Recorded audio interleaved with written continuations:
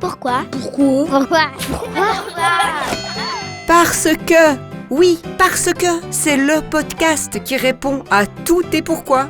Que ta question soit scientifique, philosophique, métaphysique, farfelue ou complètement à côté de la plaque, parce qu'il répond. Alors écoute.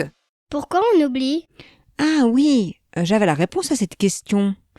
Ah mince, j'ai oublié. Bon, dans ce cas, je vais la poser au professeur Gilles Alali, qui est directeur du centre Lennart de la mémoire du CHUV, le centre hospitalier universitaire vaudois. On l'écoute. Alors tu oublies parce qu'en fait, tu dois garder en mémoire les informations importantes.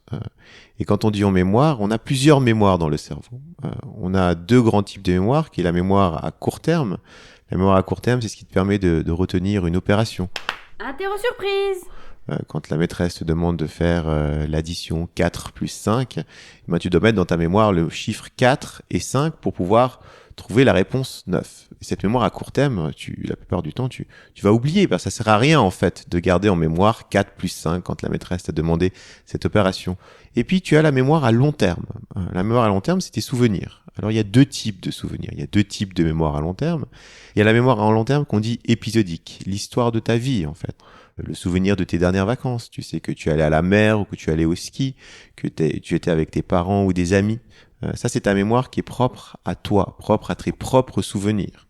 Ton camarade de classe ne sait pas, en fait, ce que tu as fait pendant les vacances.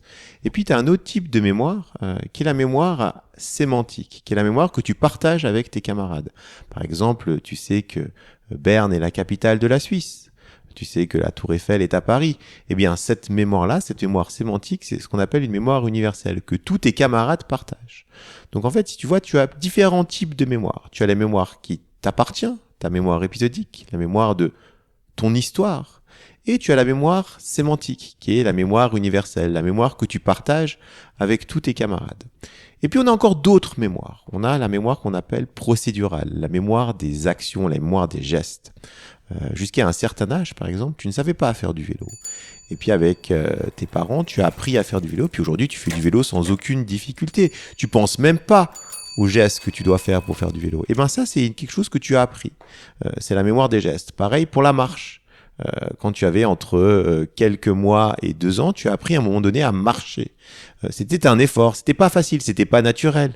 Mais aujourd'hui, quand tu marches, tu ne fais pas référence à cette mémoire. C'est quelque chose, c'est des gestes que tu as mis dans ton cerveau qui font qu'aujourd'hui tu marches sans réfléchir, que tu fais du vélo sans réfléchir. Pourquoi je n'ai pas de souvenirs avant mes 2 ans? Mais évidemment que tu as des souvenirs à 2 ans. Tu as appris à parler, tu as appris que le chat était un animal, que le chat avait une certaine odeur, faisait certains bruits. Donc tout ça, c'est des souvenirs que tu as certainement appris avant 2 ans. Donc c'est faux en fait. On a une mémoire depuis qu'on sort, même avant que l'on sorte du ventre de sa maman.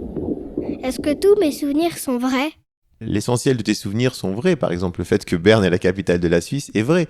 Mais par exemple, si tu penses que c'est Lausanne la capitale de la Suisse, tu penses que tu as appris que Lausanne était la capitale de la Suisse. C'est faux, en fait. Tu as mal appris, en fait. Alors, ça veut dire quoi, mal apprendre? Ça veut dire que des fois, on a une collision entre ce qu'on pense être la réalité et ce qui n'est pas la réalité. Des fois, on mélange des rêves et la réalité. Et du coup, ça crée ce qu'on appelle des faux souvenirs. Mais tu dois faire confiance à ta mémoire et c'est en faisant des erreurs, en se trompant, que tu vas consolider ta mémoire. Consolider, ça veut dire rendre plus fort.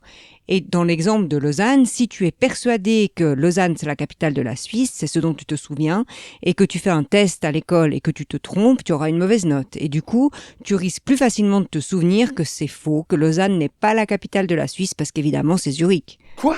Non, c'est pas vrai. C'est Berne, la capitale de la Suisse. Mais bref, consolider, ça veut dire rendre plus fort. Eh bien, maintenant tu as compris que c'est assez normal d'oublier, mais qu'en principe, tu te souviens de l'essentiel. Ce qui est essentiel pour moi, c'est que tu écoutes le prochain épisode de mon podcast. À bientôt. Ciao. Parce que, un podcast d'Isoterola, soutenu par l'association Graines de Savoir, qui propose des contenus pour enfants et ados curieux. Si tu as une question pour un prochain épisode, tu peux l'envoyer à parcequelepodcast@gmail.com. À bientôt avec la réponse.